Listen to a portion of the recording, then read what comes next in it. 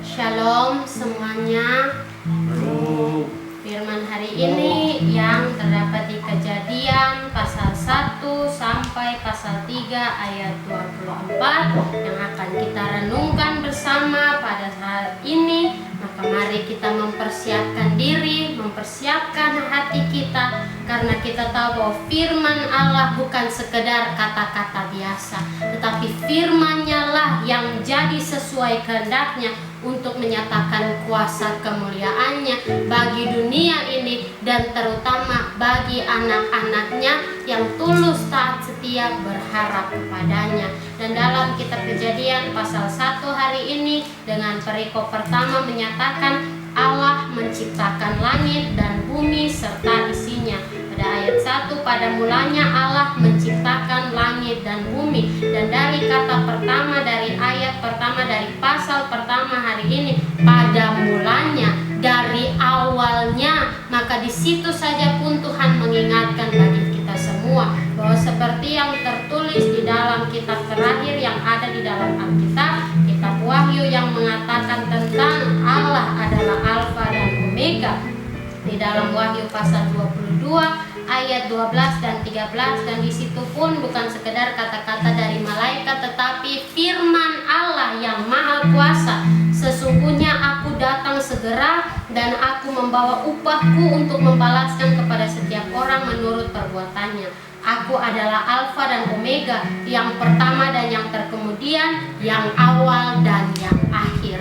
Yang mengingatkan bagi kita bahwa kita ini tidak punya kuasa hebat apapun juga. Bukan kita yang memulai suatu awal dalam kehidupan kita sendiri. Kita tidak bisa memilih kita lahir bagaimana, dalam kemewahan, dalam kemegahan. Tetapi dalam perjalanan hidup kita, Tuhanlah yang merencanakannya dari awal sampai akhir. Tetapi yang Tuhan kehendaki akhir yang kita dapatkan bukanlah masuk ke dalam kebinasaan, tetapi dalam kehidupan yang dijanjikannya hanya ada di dalam nama Tuhan Yesus Kristus saja. Dan itu yang Tuhan mengingatkan, karena Tuhan Yesus pun adalah awal mula perjanjian yang baru, yang kudus, yang tidak bercacat, oleh karena Ia mati di kayu salib untuk menebus dosa manusia dengan darah-Nya yang kudus. Dan itu yang Tuhan mengingatkan pertama bagi kita, supaya kita mengingat bahwa kehidupan kita ini, jikalau kita melakukan segala sesuatu, kita menjalaninya dengan mengikuti keinginan kita sendiri,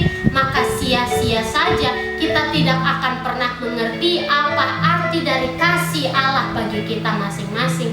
Tapi saat kita belajar dari awal, saat kita merenungkan kembali kehidupan kita dari awal sampai detik ini, kita akan melihat bahwa semua karena rencana Bapa, semua karena kehendaknya, firman-Nya lah yang dinyatakan dalam kehidupan kita, maka kita dihiasi dengan kemurahan-Nya. Dan itu yang Tuhan mengingatkan untuk kita semua. Sama seperti perikop menyatakan Allah menciptakan langit dan bumi serta isinya, demikian pun Allah menciptakan masa depan kita yang indah, yang penuh dengan damai sejahtera, tetapi terutama apa? Pengharapan, supaya dalam kita menjalani kehidupan untuk mencapai masa depan itu tetap ada iman bertumbuh dalam masing-masing kita, pengharapan, karena Allah Bapa kita yang di surga lah yang memberikan kehidupan ini bagi kita. Maka hendaknya kita pun menjadikan hidup kita menyenangkan hatinya. Itu yang harus ada di dalam diri kita,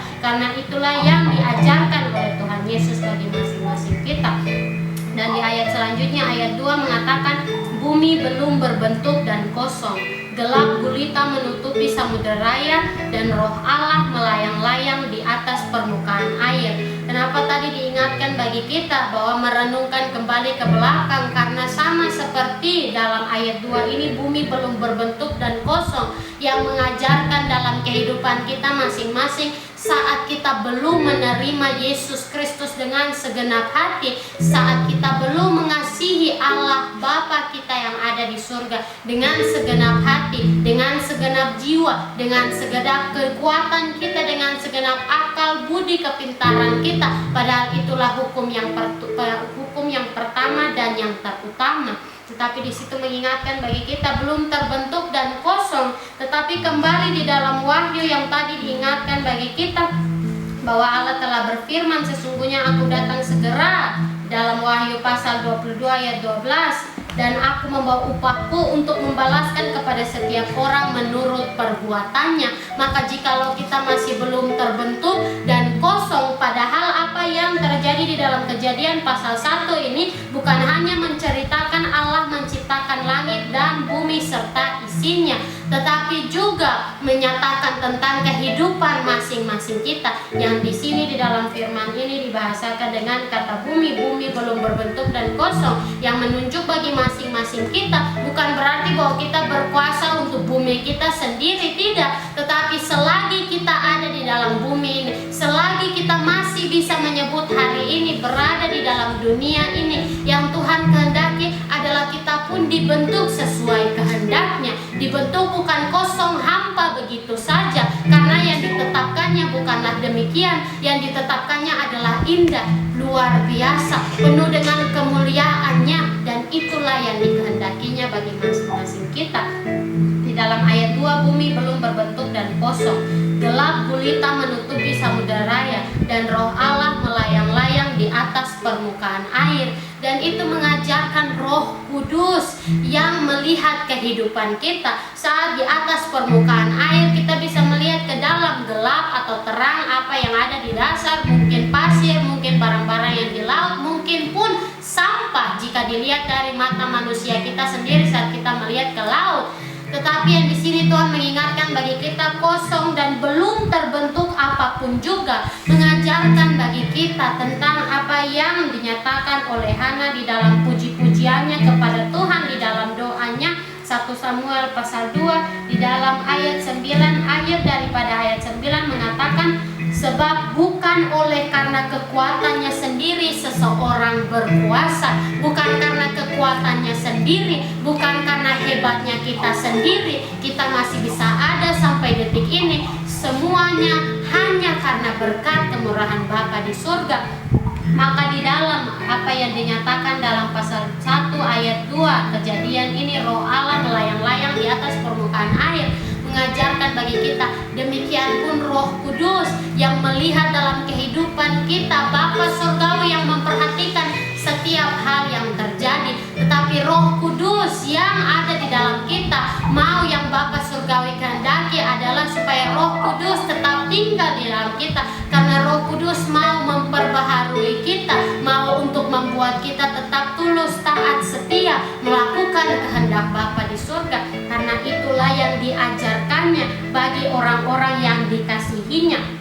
Dan selanjutnya di dalam ayat 3, berfirmanlah Allah, jadilah terang, lalu terang itu jadi, yang mengajarkan bagi kita tentang apa yang tertulis di dalam kitab 1 Yohanes pasal 1 di dalam ayat 5 sampai ayat 10 mengatakan Allah adalah terang.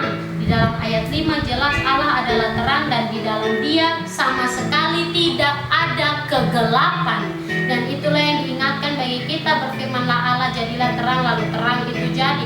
Di dalam 1 Yohanes ini perikop kedua daripada pasal 1, Allah adalah terang. Tapi pasal selanjutnya dalam perikop yang pertama, Kristus pengantara kita. Dan di situ mengajarkan bagi kita tentang apa yang Paulus ingatkan di dalam suratnya dalam 1 Korintus pasal 2 di dalam ayat 9, tetapi seperti ada tertulis, apa yang tidak pernah dilihat oleh mata dan tidak pernah didengar oleh telinga dan yang tidak pernah timbul di dalam hati manusia, semua yang disediakan Allah untuk mereka yang mengasihi Dia. Malahan selanjutnya pun ayat 10, karena kepada kita Allah telah menyatakannya oleh Roh, sebab Roh menyelidiki segala sesuatu, bahkan hal-hal yang tersembunyi dalam diri Allah. Apa yang Tuhan hendak ingatkan dari kaitan firman-firman ini, ayat-ayat ini, 1 Korintus pasal 2 ayat 9 dan 10, 1 Yohanes pasal 1 ayat 5 dengan Kejadian pasal 1 ayat 3 mengajarkan bagi kita tentang terang kasih Allah yang dinyatakan dalam tuntunan Roh Kudus, tetapi jelas lewat teladan Tuhan Yesus Kristus.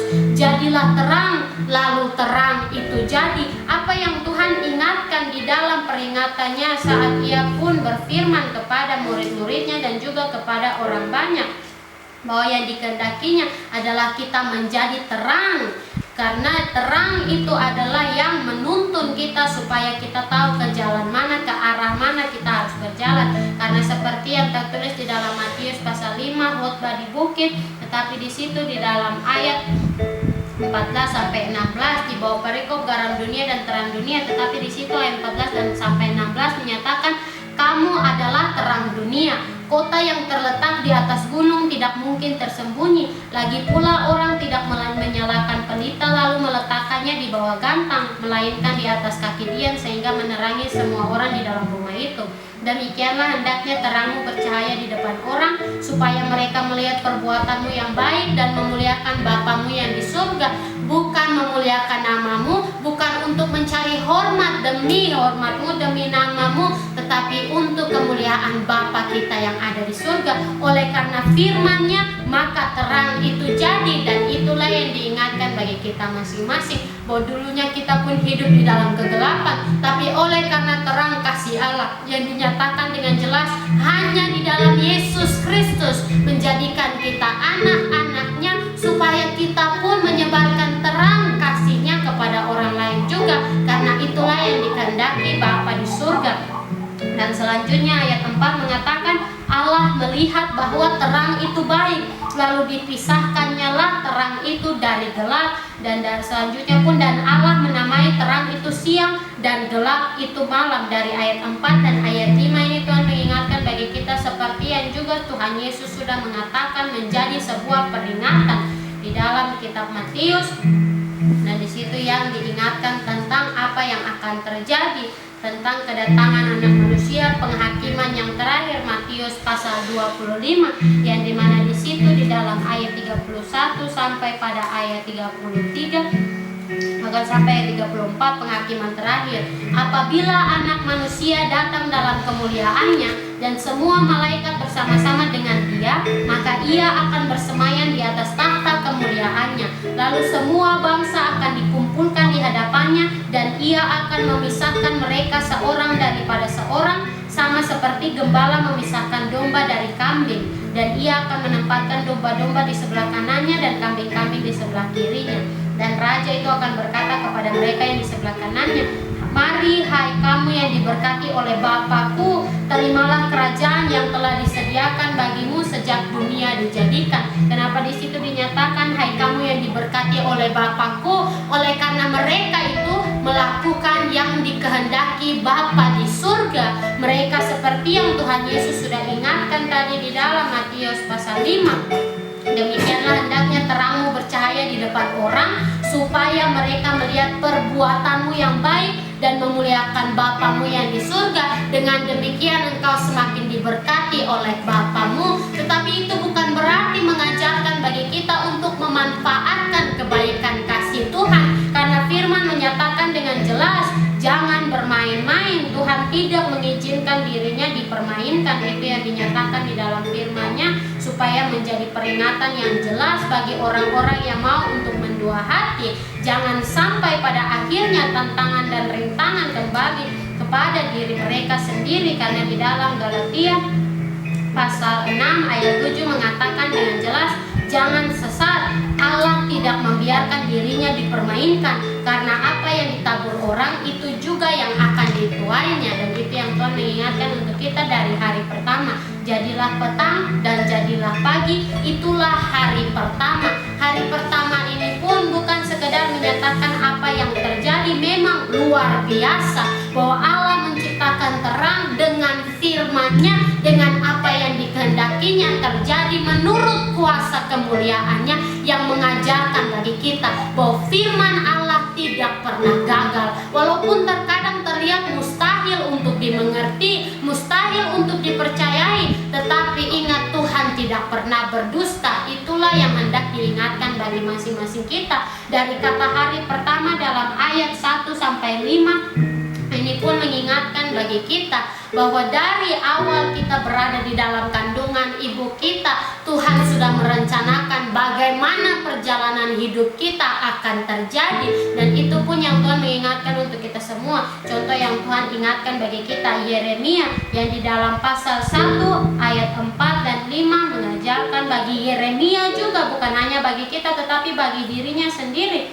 Bahkan sampai pada ayat selanjutnya, dalam ayat 8, Yeremia dipanggil dan diutus. Firman Tuhan datang kepadaku, bunyinya, sebelum aku membentuk engkau dalam rahim ibumu, aku telah mengenal engkau. Dan sebelum engkau keluar dari kandungan, aku telah menguduskan engkau. Aku telah menetapkan engkau menjadi nabi bagi bangsa-bangsa. Maka aku menjawab, Tuhan Allah, sesungguhnya aku tidak pandai berbicara sebab aku ini masih muda. Tetapi Tuhan berfirman kepadaku, janganlah katakan aku ini masih muda, tetapi kepada siapapun engkau kuutus, haruslah engkau pergi, dan apapun yang kuperintahkan kepadamu, haruslah kau sampaikan. Janganlah takut kepada mereka, sebab aku menyertai engkau untuk melepaskan engkau. Demikianlah firman Tuhan yang mengajarkan kepada kita bahwa saat terang itu dinyatakan bagi kita, Tuhan mau bukan kita menyimpannya, tetapi menyatakannya kemanapun Tuhan izinkan untuk mengutus kita. Seperti Yeremia dipanggil dan diutus pun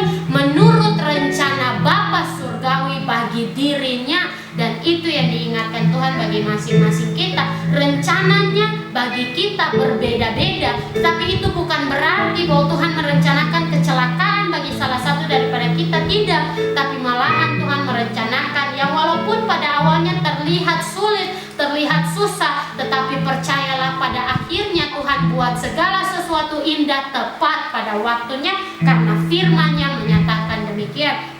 Bahkan daripada Yeremia pun Tuhan mengingatkan bagi kita, seperti yang terjadi bagi contohnya pun contoh yang lain, Simson, yang dimana Hakim-Hakim pasal 13 mengatakan tentang lahirnya Simson. Dan di situ malaikat Tuhan menampakkan diri kepada ibu Simson dan menyatakan di dalam ayat 3, memang engkau mandul tidak beranak, tetapi engkau akan mengandung dan melahirkan seorang anak laki-laki. Oleh sebab itu peliharalah dirimu, jangan minum anggur atau minuman yang memabukkan, dan jangan makan sesuatu yang haram. Sebab engkau akan mengandung dan melahirkan seorang anak laki-laki, kepalanya takkan kena pisau cukur. Sebab sejak dari kandungan ibunya, anak itu akan menjadi seorang nazir Allah, dan dengan dia akan mulai penyelamatan orang Israel dari tangan orang Filistin. Dan itu pun yang mengajarkan bagi kita contoh lain pun yang jelas, seperti Samuel yang tertulis di dalam kitab 1 Samuel. Lahirnya Samuel pun bukan dengan cara yang biasa, karena ibunya Hana meminta kepada Tuhan, tetapi ternyata Tuhan menjawabnya dengan rencana Tuhan pun ada pada Samuel. Karena berulang kali di dalam awal-awal pasal di dalam kitab 1 Samuel itu mengajarkan, seperti di dalam 1 Samuel pasal 2 di dalam ayat 18, adapun Samuel menjadi pelayan di hadapan Tuhan, ia masih anak-anak yang tubuhnya berlilitkan baju efod dari kain lenan. Di dalam ayat 26 selanjutnya, tetapi Samuel yang muda itu semakin besar dan semakin disukai baik di hadapan Tuhan maupun di hadapan manusia. Bahkan pasal 3 selanjutnya, Samuel yang muda itu menjadi pelayan Tuhan di bawah pengawasan Eli. Pada masa itu firman Tuhan jarang, penglihatan pun tidak sering, tetapi Tuhan memulai suatu awal lewat Samuel yang menjadi alat di dalam tangannya untuk kemuliaan rencananya bagi seluruh umat Israel.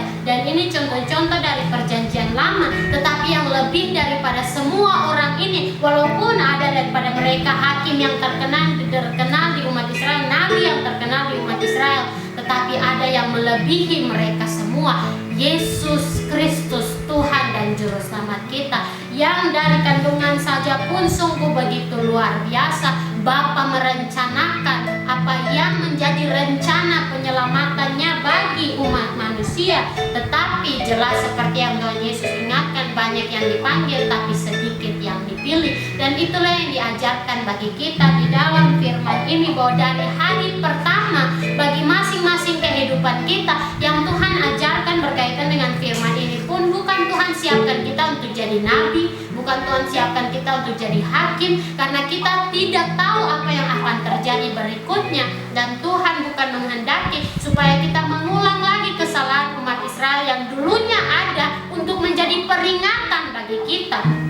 Tetapi yang Tuhan rencanakan adalah kita hidup mengikuti teladan Yesus Kristus. Kita menjadi anak-anaknya. Seperti yang dinyatakan di dalam ayat 5, Allah menamai terang itu siang dan gelap itu malam. Ayat 4 sebelumnya menyatakan Allah melihat bahwa terang itu baik, lalu dipisahkannyalah terang itu dari gelap. Dan dari kedua ayat ini yang Tuhan hendak ingatkan bagi kita seperti yang tertulis di dalam kitab Tesalonika, 1 Tesalonika di dalam pasal 5 yang mengajarkan tentang di bawah perikop berjaga-jaga. Di dalam ayat 4 dan 5 mengatakan, tetapi kamu saudara-saudara, kamu tidak hidup di dalam kegelapan, sehingga hari itu tiba-tiba mendatangi kamu seperti pencuri, karena kamu semua adalah anak-anak terang dan anak-anak siang. Yang dimana di dalam ayat 4 Kejadian pasal 1 mengatakan Allah melihat bahwa terang itu baik, yang berkenan kepada Bapa surgawi, yang baik dan benar di matanya, yang menyenangkan hatinya. Itulah yang harus kita kejar. Karena tidak ada manusia yang sempurna, tetapi itu bukan berarti diingatkan supaya kita tidak lagi berjuang untuk maju, tetapi untuk semakin berlari-lari meninggalkan apa yang di belakang kita, maju untuk melakukan yang Tuhan kehendaki, mengejar upah yang Bapa surgawi janjikan, menjadi bagian bagi mereka yang setia sampai akhirnya. Ayat 5 itu di dalam 1 Tesalonika pasal 5 itu mengatakan kita bukanlah orang-orang malam atau orang-orang kegelapan. Bahkan selanjutnya pun, sebab itu baiklah jangan kita tidur seperti orang-orang lain, tetapi berjaga-jaga dan sadar, tetap memuji dan memuliakan nama Tuhan, bukan karena terpaksa, tapi memang karena itulah kerinduan kita. Itulah yang baik dan benar, berkenan dan menyenangkan hati Bapa surgawi. Itu yang diingatkan dari hari pertama dalam Allah menciptakan langit dan bumi serta isinya. Lalu selanjutnya dalam ayat 6 mengatakan, berfirmanlah Allah, jadilah cakrawala di tengah segala air untuk memisahkan air dari air. Maka Allah menjadikan cakrawala dan ia memisahkan air yang ada di bawah cakrawala itu dari air yang ada di atasnya. Dan jadilah demikian. Lalu Allah menamai cakrawala itu langit. Dan ini hal yang luar biasa pun, yang pada awalnya di ayat 2 pasal 1 tadi mengatakan Roh Allah melayang-layang di atas permukaan air yang pasti dalam sekali, banyak sekali yang ada di dalam kedalaman air itu. Tetapi firman-Nya mengatakan jadilah cakrawala di tengah segala air untuk memisahkan air dari air, yang mengajarkan bagi kita dalam kehidupan kita, saat kita tidak tahu harus berbuat apa, saat kita tidak tahu harus kemana, ingat Tuhan tahu. Bapa mengetahui masa depan kita karena Dialah yang menetapkannya, Dialah yang merencanakannya. Contoh yang jelas daripada ayat ini mengajarkan bagi kita tentang air bah, yang dimana air bah yang terjadi memusnahkan manusia yang memberontak, manusia yang berdosa. Kejadian pasal 7 yang juga terdapat di dalam kitab Kejadian. Tetapi di situ mengajarkan bagi kita tentang air itu yang dipisahkan itu. Tentang ayat 7 tadi pasal 1 mengatakan maka Allah menjadikan cakrawala dan ia memisahkan air yang ada di bawah cakrawala itu dari air yang ada di atasnya. Dan jadilah demikian. Kejadian pasal 7 di dalam ayat 18 sampai selanjutnya, ketika air itu makin bertambah-tambah dan naik dengan hebatnya di atas bumi, terapung-apunglah bahtera itu di muka air, dan air itu sangat hebatnya bertambah-tambah meliputi bumi dan ditutupinya segala gunung tinggi di seluruh kolong langit.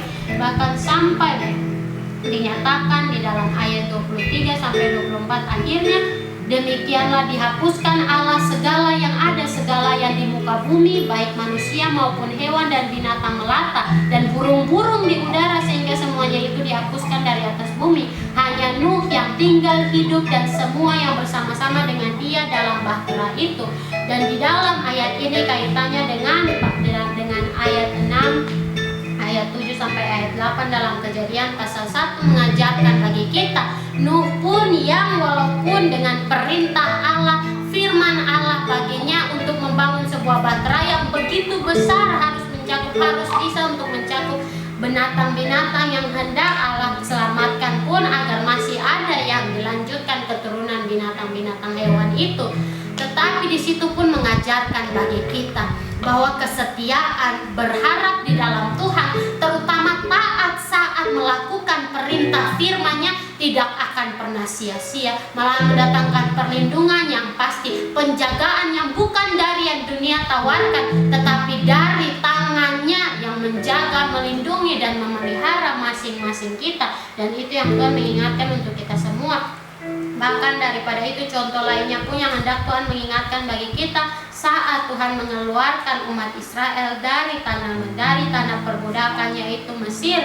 Dan di situ di dalam Keluaran pasal 14 menyatakan tentang menyeberangi laut Teberau. Dan di situ jelas bahwa di dalam pasal sebelumnya, pasal 14, di dalam perikop sebelumnya, Firaun bertindak untuk penghabisan kali. Dan di situ di dalam ayat 11, dan mereka berkata kepada Musa, apakah karena tidak ada kuburan di Mesir maka engkau membawa kami untuk mati di padang gurun ini? Apakah yang kau perbuat ini terhadap kami dengan membawa kami keluar dari Mesir? Dan di sini umat Israel sudah berpikir bahwa mereka akan mati, karena mereka berpikir tidak ada jalan lagi, tidak ada bisa mereka berlari kemana-mana karena Firaun dan pasukannya di belakang mereka dengan keretanya yang begitu banyak. Tetapi apa yang Musa katakan kepada bangsa itu, janganlah takut, berdirilah tetap dan lihatlah keselamatan dari Tuhan yang akan diberikannya hari ini kepadamu. Sebab orang Mesir yang kamu lihat hari ini tidak akan kamu lihat lagi untuk selama-lamanya. Tuhan akan berperang untuk kamu dan kamu akan diam saja. Kembali mengingatkan dari ayat pertama pada mulanya, bukan karena kuat hebatnya kita, tapi karena kasih Allah, oleh karena kuasanya, terutama karena firman-Nya, kita masih bisa ada sampai detik ini. Dan itulah yang diajarkan bagi kita, bahwa saat kita dibawa di dalam pengujian yang terjadi, yang memang Tuhan izinkan bukan untuk mempermainkan kita, tetapi untuk mengajarkan kita berharap, untuk mengajarkan kita melihat bahwa saat Tuhan berperang tidak pernah ada kekalahan di dalam tangannya, tetapi selalu pasti tepat pada waktunya kemenangan dinyatakannya. Karena seperti yang Musa nyatakan, begitu luar biasa di dalam hikmat dan pasti pun di dalam tuntunan Roh Allah, janganlah takut. Dan itu yang diajarkan sama seperti yang terjadi pada saat air bah. Bisa saja Nuh dan keluarganya panik, tetapi apa yang terjadi? Pada akhirnya hanya 8 orang yang selamat. Selain daripada mereka 8 orang dan semua hewan binatang yang ada di dalam bahtera, selain daripada itu mati binasa di dalam air bah yang melenyapkan mereka oleh pengizinan Allah untuk membersihkan dan menghapuskan yang mencemari dunia, yang berdosa. Itu yang Tuhan kehendaki dalam waktu itu. Tetapi selanjutnya mengingatkan bagi kita, kenapa sampai sekarang Tuhan masih izinkan banyak kejahatan terjadi di mana-mana, agar jelas mana yang terang, mana yang gelap, mana yang hidup menjadi anak-anak siang, mana yang hidup menjadi anak-anak malam. Seperti perumpamaan yang Tuhan Yesus ajarkan, perumpamaan tentang gandum dan lalang. Gandum dan lalang itu bertumbuh bersama, tetapi tuannya menunggu sampai waktu tuai untuk mencabut lalang-lalang itu, untuk dilenyapkan, dihanguskan sampai selamanya. Dan itu pun yang diajarkan. Tetapi gandum-gandum yang bertumbuh menghasilkan sebuah hasil yang berkenan kepada hati Tuhan itu akan dibawanya ke dalam lumbungnya yang kudus. Itulah yang diajarkan bagi kita, supaya seperti yang Musa ingatkan, untuk menjadi teguran bagi kita pun, berdirilah tetap, jangan lemah, jangan mau jatuh sampai tergeletak. Karena ingat, Tuhan sudah menyatakannya di dalam firman-Nya bahwa orang-orang yang hidupnya berkenan kepadanya, Tuhanlah yang memimpin mereka, Tuhanlah yang menuntun mereka. Seperti yang tertulis dalam Mazmur pasal 37 ayat 23 dan 24 menyatakan, Tuhan menetapkan langkah-langkah orang yang hidupnya berkenan kepadanya.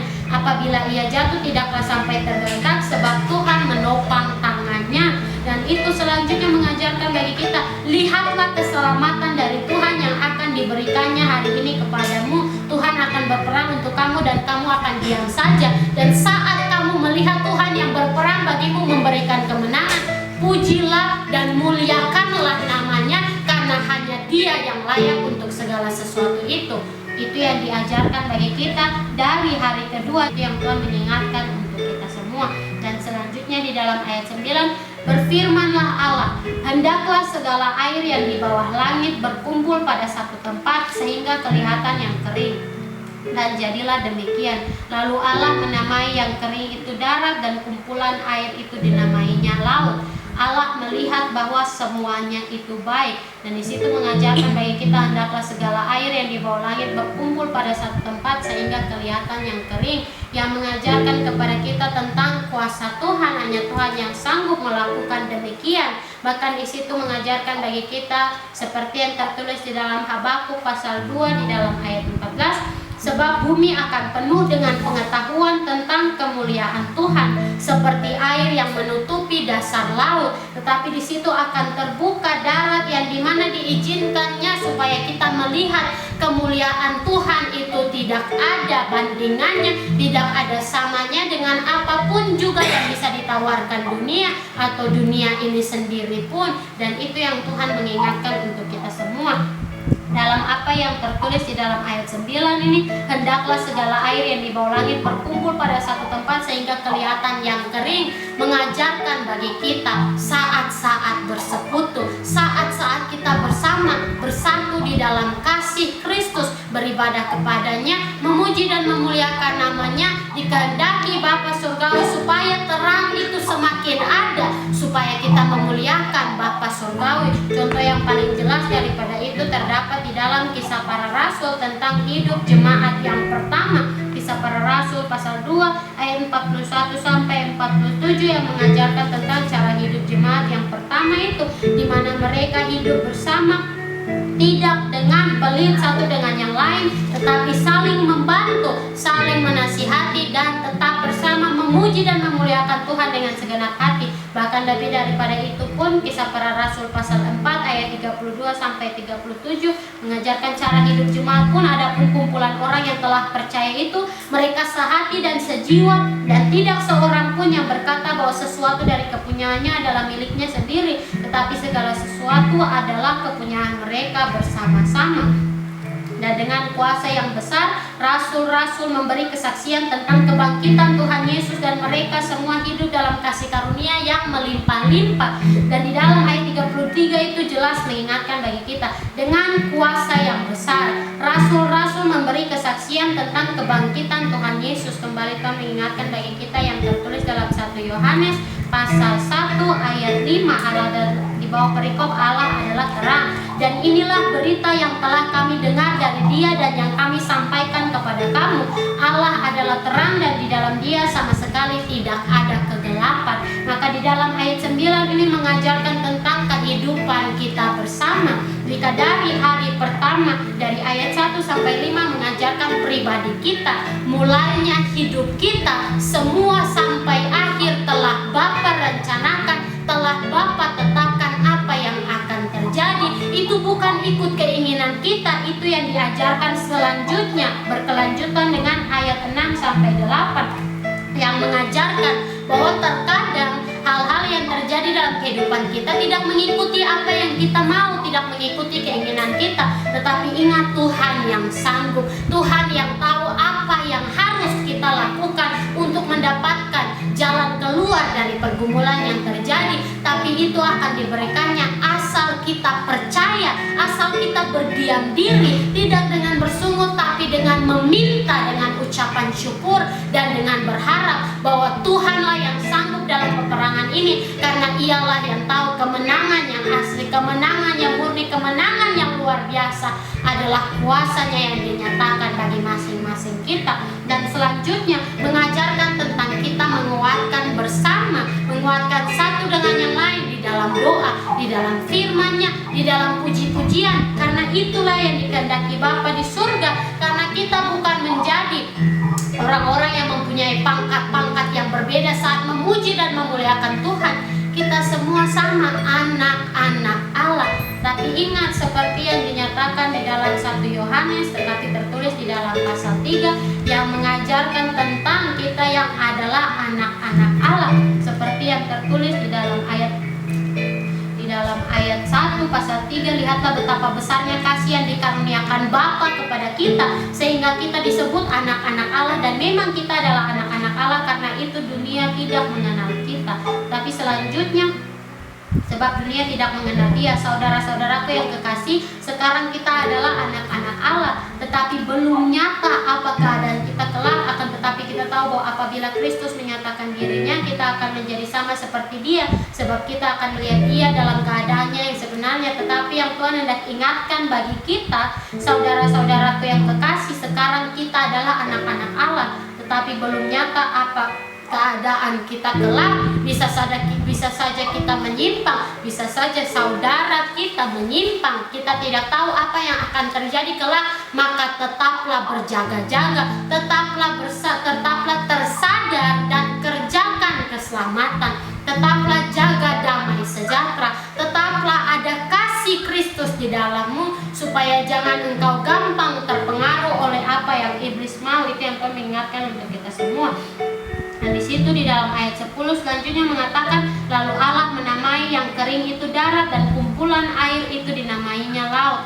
Allah melihat bahwa semuanya itu baik, yang mengajarkan bagi kita tentang apa yang Tuhan nyatakan pun, bahwa seperti yang tertulis di dalam firman-Nya Ayub pasal 38, yang dimana di situ mengingatkan bagi kita tentang Tuhan yang telah menetapkan batas-batas laut. Di dalam Ayub pasal 38 di bawah perikop kekuasaan Tuhan di alam semesta. Di situ di dalam ayat 8 sampai selanjutnya mengatakan, siapa telah membendung laut dengan pintu ketika membual keluar dari dalam rahim, ketika aku membuat awan menjadi pakaiannya dan kekelaman menjadi kain bedungnya.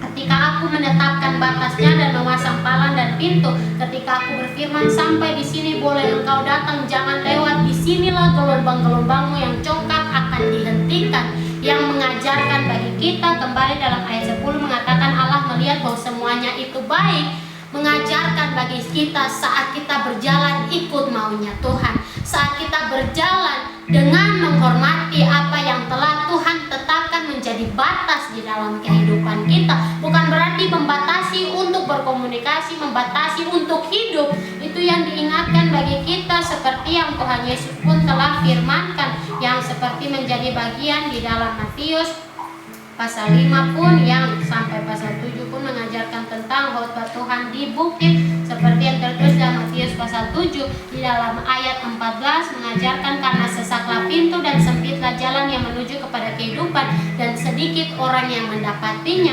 Kenapa sempit jalan yang menuju kepada kehidupan? Karena batas-batasan itu, supaya jangan terjadi seperti yang tertulis dalam Ayub pasal 38 tadi, gelombang-gelombangmu yang congkak itu harus dihentikan. Disinilah gelombang-gelombangmu yang congkak akan dihentikan, supaya saat kita berjalan di dalam apa yang Tuhan tetapkan, apa yang Tuhan kehendaki baik dan benar bagi masing-masing kita, kita tetap berkenan kepadanya, tidak menyimpang daripada jalannya, dan mengingat bahwa kita ini bukan hidup dengan kuasa hebat kuat kita sendiri, tapi oleh karena kasih Bapa, oleh karena kemurahannya. Itu yang diingatkan bagi kita. Bahkan selanjutnya daripada itu pun yang diingatkan kembali dari ayat 1 tentang terang dan gelap, yang juga berkaitan dengan Ayub pasal 38 ini. Di dalam ayat 16 mengatakan, engkaukah yang turun sampai ke sumber laut, atau berjalan-jalan melalui dasar samudera raya, yang mengajarkan bagi kita Tuhanlah yang berkuasa untuk melakukannya. Itu mengajarkan bagi kita tidak ada yang mustahil baginya. Tetapi selanjutnya di dalam ayat 19 sampai 21 mengajarkan bagi kita, di manakah jalan ke tempat kediaman terang, dan di manakah tempat tinggal kegelapan, sehingga engkau dapat mengantarnya ke daerahnya dan mengetahui jalan-jalan ke rumahnya. Tentu engkau mengenalnya, karena ketika itu engkau telah lahir dan jumlah hari-harimu telah banyak. Itu mengingatkan tentang hari-hari ini saat Allah menciptakan langit dan bumi serta isinya. Ingat, bukan karena pengertian manusia itu bisa terjadi, tapi oleh karena kuasanya. Itu mengapa firman-nya mengatakan rencana Tuhan tidak terselami. Karena kalau memang demikian terselami, maka berarti kita menjadikannya pendusta, karena kita berpikir kita bisa berdiri menurut kuat hebat kita sendiri. Itu yang Tuhan hendak ingatkan bagi kita terkait dengan Ayub pun. Di situ kekuasaan Tuhan di alam semesta, Tuhan mengajarkan bagi Ayub dan dan juga bagi kita, bahwa bukan dengan kuat hebatnya kita, dunia ini yang begitu lebar, begitu besar, begitu banyak hal yang indah luar biasa ada di dalamnya, bukan terjadi karena keinginan kita, tetapi oleh karena kehendak Bapa di surga, dan bukan karena bermain-main. Karena di dalam ayat 10 pasal 1 ini menyatakan Allah melihat bahwa semuanya itu baik, apa yang diciptakannya, yang baru diciptakannya, apalagi yang sudah diciptakannya. Begitupun dalam kehidupan masing-masing kita. Itu yang Tuhan mengingatkan untuk kita semua. Segala sesuatu yang ditetapkan Bapa surgawi untuk terjadi bagi masing-masing kita tidak pernah salah, tetapi sesuai rencananya untuk mengajarkan bagi kita tetap tulus taat setia di dalam pengharapan, tetap tulus taat setia melakukan kehendak firman-Nya. Itu yang diingatkan bagi kita. Dan selanjutnya di dalam ayat 11, berfirmanlah Allah, hendaklah tanah menumbuhkan tunas-tunas muda, tumbuh-tumbuhan yang berbiji, segala jenis pohon buah-buahan yang menghasilkan buah yang berbiji, supaya ada tumbuh-tumbuhan di bumi. Dan jadilah demikian, tanah itu menumbuhkan tunas-tunas muda, segala jenis tumbuh-tumbuhan yang berbiji, dan segala jenis pohon-pohonan yang menghasilkan buah yang berbiji. Allah melihat bahwa semuanya itu baik. Dan itu yang diingatkan bagi kita kembali di dalam ayat 2 pasal 1 hari ini. Bumi belum berbentuk dan kosong, gelap gulita menutupi samudera raya. Tetapi yang pertama terang, lalu ada laut, ada air, dan selanjutnya tentang tumbuh-tumbuhan ini bertumbuh dalam nutrisi yang Bapa berikan bagi masing-masing kita.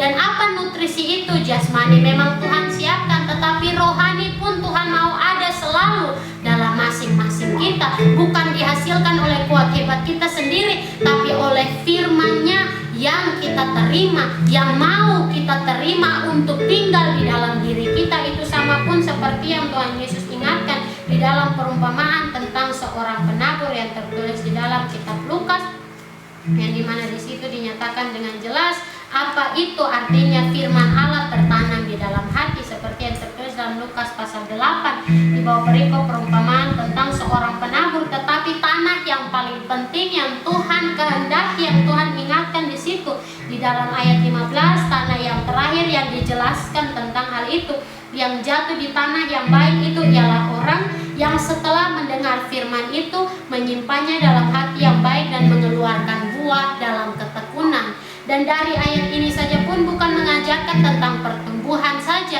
tetapi mengingatkan bagi kita kalau mau bertumbuh harus masuk dalam tanah, harus tulus, harus berserah, harus mengikuti walaupun terlihat sulit, walaupun terlihat tidak sesuai keinginan kita.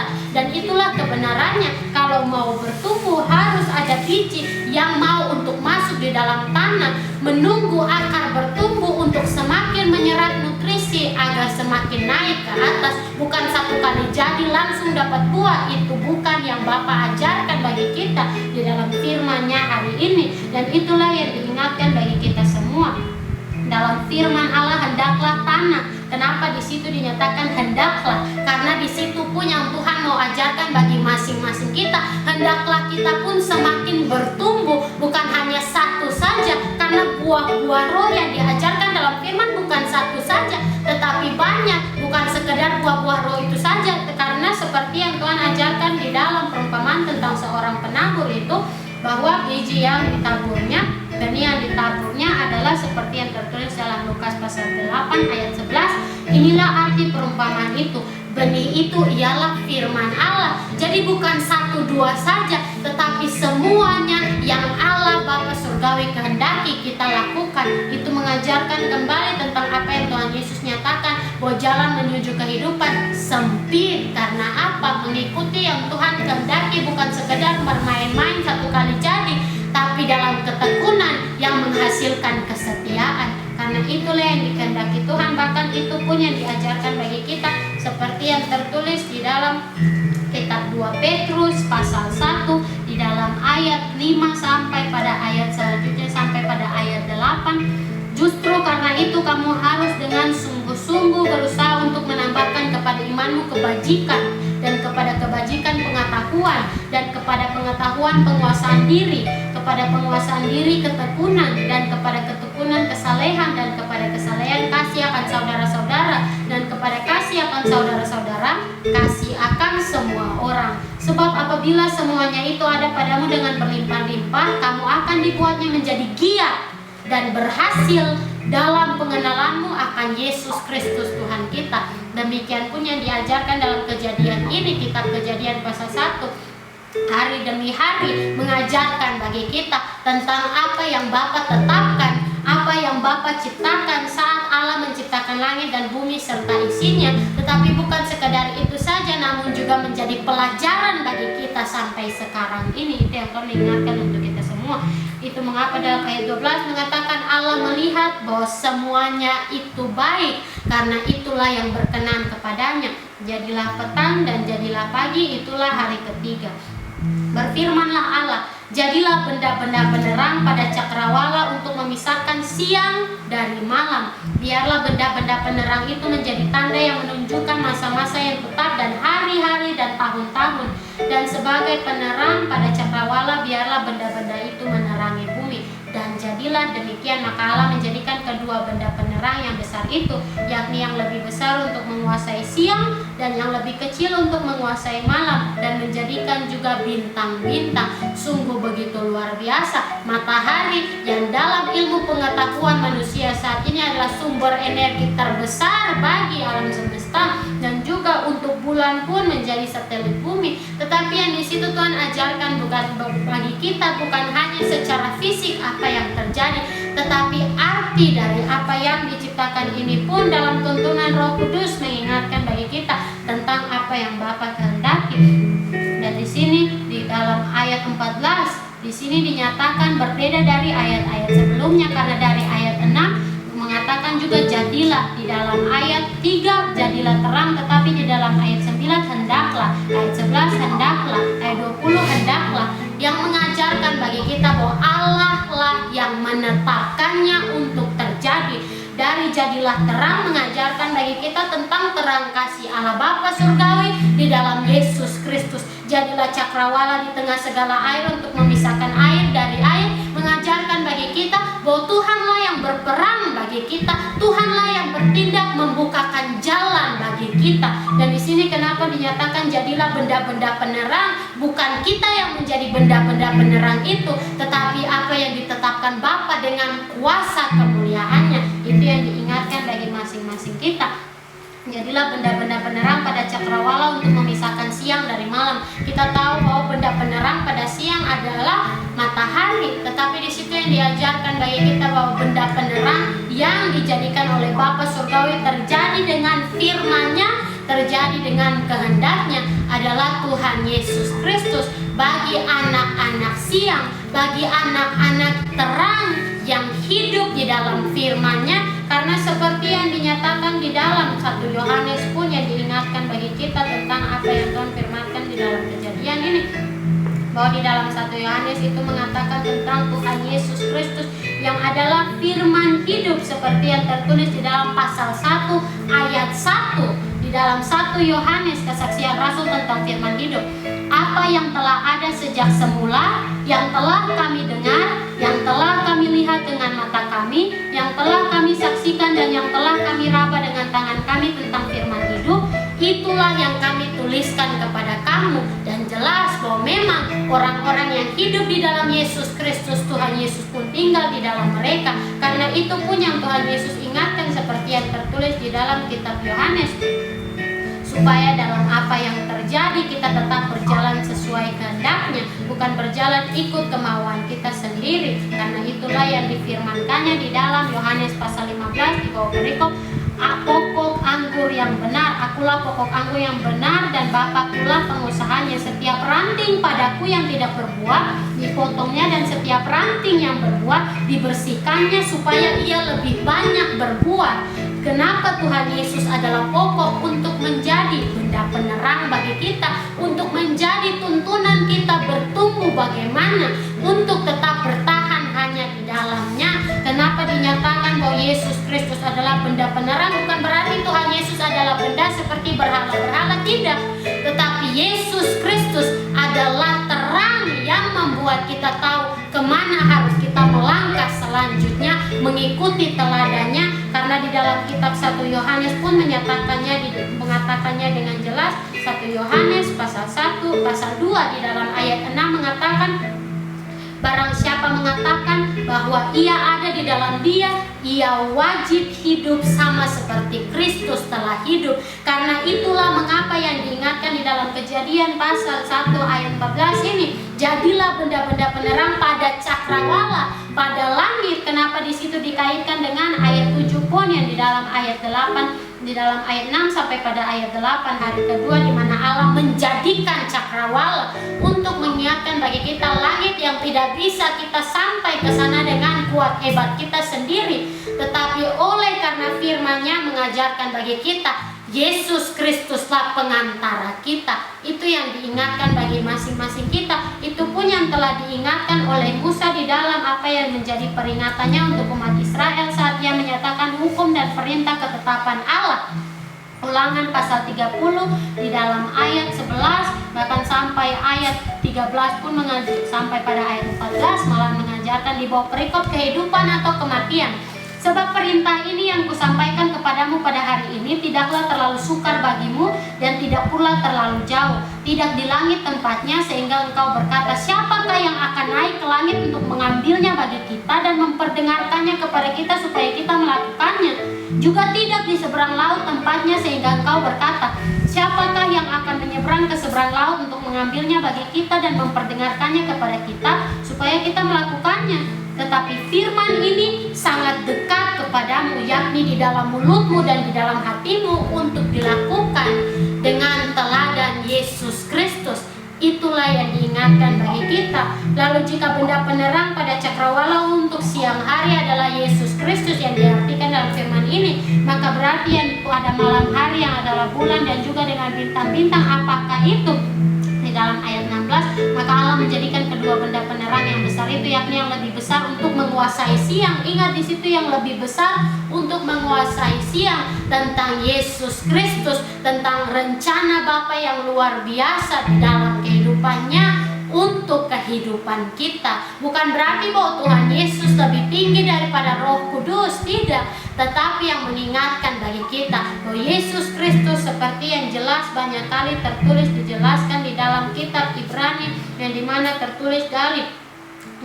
tertulis dari perikop pertama, pasal pertama, Allah berfirman dengan perantaraan anaknya.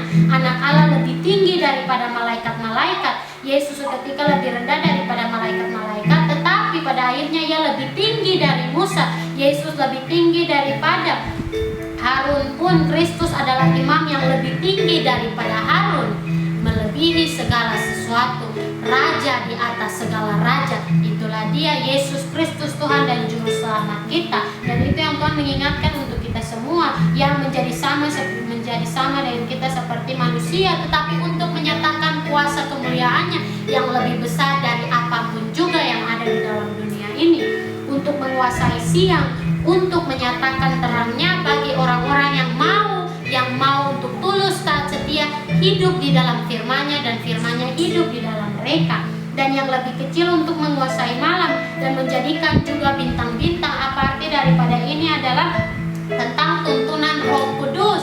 Yang lebih kecil bukan berarti rendah, tidak berguna, diremehkan, karena bulan pun adalah penerang pada saat malam. Tetapi yang diajarkan bagi kita dalam tuntunan Roh Kudus kembali dalam ayat 2, bumi belum berbentuk dan kosong, gelap gulita menutupi samudra raya, dan Roh Allah melayang-layang di atas permukaan air. Ingat apa yang dinyatakan di dalam kitab Roma tentang apa yang Roh Kudus lakukan bagi anak-anak Allah, mereka yang berharap kepadanya, mereka yang berlindung di dalamnya, seperti yang tertulis dalam kitab Roma pasal 8 di perikop kedua, pengharapan anak-anak Allah. Di situ di dalam ayat 26 mengatakan, demikian juga Roh membantu kita dalam kelemahan kita, sebab kita tidak tahu bagaimana sebenarnya harus berdoa, tetapi Roh sendiri berdoa untuk kita kepada Allah dengan keluhan-keluhan yang tidak terucapkan.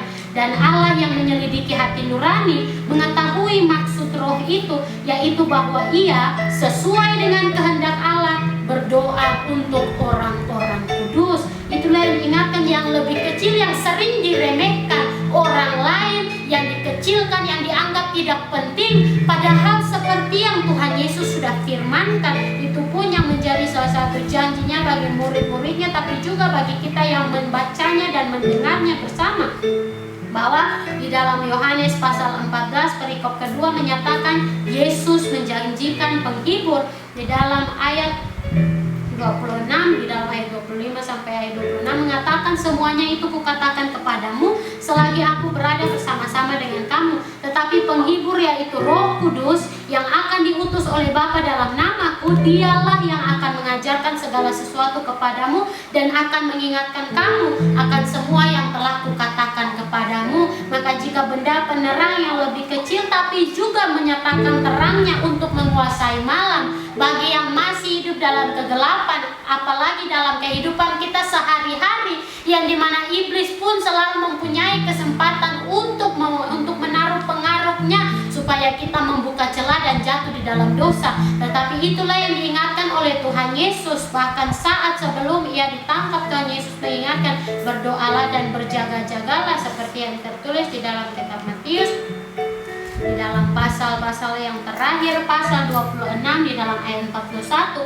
berjaga-jagalah dan berdoalah supaya kamu jangan jatuh ke dalam pencobaan. Roh memang penurut, tetapi daging lemah. Tuhan mengingatkan demikian supaya jangan kita membiarkan daging kita yang menguasai kita, tetapi Roh Kuduslah yang berkuasa, supaya Roh Kudus yang menuntun dan mengingatkan kita tentang apa yang telah Tuhan Yesus katakan. Itu mengapa selanjutnya daripada ayat 16 itu yang lebih kecil untuk menguasai malam dan menjadikan juga bintang-bintang. Bintang-bintang itu mengingatkan kembali tentang firman Tuhan yang begitu sangat banyak untuk menjadi peringatan bagi kita bahwa Allah setia, dan Dia pun menghendaki yang mau untuk tetap setia melakukan kehendaknya, seperti teladan yang sempurna yang ada di dalam Yesus Kristus saja.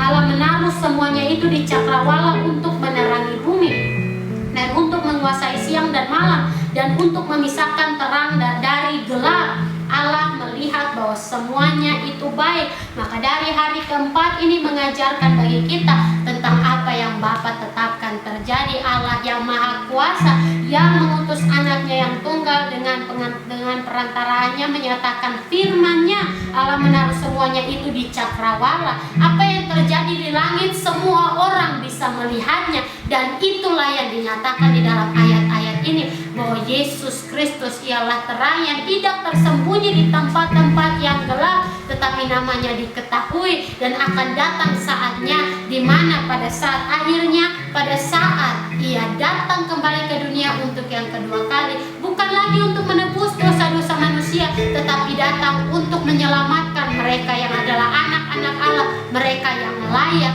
dipilih untuk diselamatkan. Dan itu yang Tuhan ingatkan untuk kita semua. Semua lutut akan bertekuk, akan berlutut, dan mereka akan mengaku bahwa Yesus Kristuslah yang berkuasa, Yesus Kristuslah Tuhan. Itu yang Tuhan mau mengingatkan bagi kita di dalam ayat-ayat ini. Jadilah petanda, jadilah pagi, itulah hari keempat. Lalu selanjutnya berfirmanlah Allah, hendaklah dalam air berkeriapan makhluk yang hidup, dan hendaklah burung berterbangan di atas bumi melintasi cakrawala. Maka Allah menciptakan binatang-binatang laut yang besar dan segala jenis makhluk hidup yang bergerak, yang berkeriapan dalam air, dan segala jenis burung yang bersayap. Allah melihat bahwa semuanya itu baik. Lalu Allah memberkati semuanya itu, firman-Nya, berkembang biaklah dan bertambah banyaklah, serta penuhilah air dalam laut, dan hendaklah burung-burung di bumi bertambah banyak. Dan dalam ayat 20 sampai pada ayat 22 ini mengajarkan bagi kita tentang hewan-hewan yang awalnya di langit dan juga di laut. Tetapi yang mengajarkan bagi kita bahwa hewan-hewan ini berbeda dari apa yang Tuhan firmankan sebelumnya di dalam ayat 11 tentang tunas-tunas muda, tumbuh-tumbuhan yang berbiji, segala jenis pohon buah-buahan yang menghasilkan buah yang berbiji, supaya ada tumbuh-tumbuhan di bumi. Bahwa apa yang berbeda adalah tumbuh-tumbuhan itu memang bertumbuh, tetapi mereka tidak bergerak. Berbeda dengan hewan-hewan ini, mereka yang bergerak, berkembang biaklah dan bertambah banyaklah, serta penuhilah air dalam laut, dan hendaklah burung-burung di bumi bertambah banyak, supaya semakin nyata kemuliaan Allah Bapa di surgalah yang menjadikan ini nyata dan terjadi. Itu yang Tuhan mengajarkan bagi kita, bukan dengan kuat hebat kita, tapi oleh karena kasih Bapa, supaya kita berjalan melakukan perbuatan yang baik, bukan mengikuti pengertian kita atau keinginan kedagingan kita sendiri, tetapi seperti yang dinyatakan dalam ayat 3 tadi, berfirmanlah Allah, jadilah terang, lalu terang itu jadi. Kiranya kita pun tetap hidup di dalam terang, bergerak kemanapun, tidak ikut maunya kita, tapi ikut jalan yang sudah Bapa tetapkan bagi kita, tetap maju ke depan dengan terang kasih-Nya lah, firman-Nya yang menjadi penuntun kita untuk tetap maju ke depan. Itu yang Tuhan mengajarkan bagi kita. Dan selanjutnya berfirmanlah, dan dalam ayat 23, jadilah petang dan jadilah pagi, itulah hari kelima. Berfirmanlah Allah, hendaklah bumi mengeluarkan segala jenis makhluk yang hidup, ternak dan binatang melata dan segala jenis binatang liar. Dan jadilah demikian, Allah menjadikan segala jenis binatang liar dan segala jenis ternak dan segala jenis binatang melata di muka bumi. Allah melihat bahwa semuanya itu baik. Dan apa yang dikaitkan dari hari kelima dan hari keenam, ayat 20 sampai ayat 25, yang pada akhirnya mengatakan Allah melihat bahwa semuanya itu baik, mengajarkan kepada kita tentang apa yang Tuhan firmankan ini tentang hewan-hewan, yang dimana di dalam firman-Nya pun banyak perumpamaan tentang hewan-hewan, seperti contohnya yang Tuhan mengingatkan tentang gembala yang baik, seperti yang tertulis di dalam kitab Yohanes pasal 10, gembala yang baik, bahwa gembala yang baik itu di dalam ayat 2 sampai ayat 4 mengatakan, tetapi siapa yang masuk melalui pintu, ia adalah gembala domba. Untuk dia penjaga membuka pintu dan domba-domba mendengarkan suaranya, dan ia memanggil domba-dombanya masing-masing menurut namanya dan menuntunnya keluar. Jika semua dombanya telah dibawanya keluar, ia berjalan di depan mereka, dan domba-domba itu mengikuti dia karena mereka mengenal suaranya. Mengatakan tentang orang-orang yang hidup di dalam firman-Nya, dan itu yang Tuhan mengingatkan untuk kita semua. Tapi lebih daripada itu pun yang Tuhan ingatkan, seperti tertulis di dalam kitab Amsal, dalam pasal-pasal yang terakhir, seperti yang tertulis di dalam kitab Amsal itu mengatakan tentang hewan-hewan pun yang menjadi dijelaskan di dalam hikmat Amsal pasal 30 di dalam ayat 24 sampai pada ayat 28 mengajarkan ada 4 binatang yang terkecil di bumi tetapi yang sangat cekatan, semut, bangsa yang tidak kuat tetapi yang menyediakan makanannya di musim panas, pelanduk, bangsa yang lemah tetapi yang membuat rumahnya di bukit batu, belalang yang tidak mempunyai raja namun semuanya berbaris dengan teratur, cicak yang dapat kau tangkap dengan tangan tetapi yang juga ada di istana raja-raja. Dan selanjutnya pun binatang-binatang yang gagal langkahnya, tetapi kenapa diingatkan kepada kita tentang binatang yang terkecil di bumi?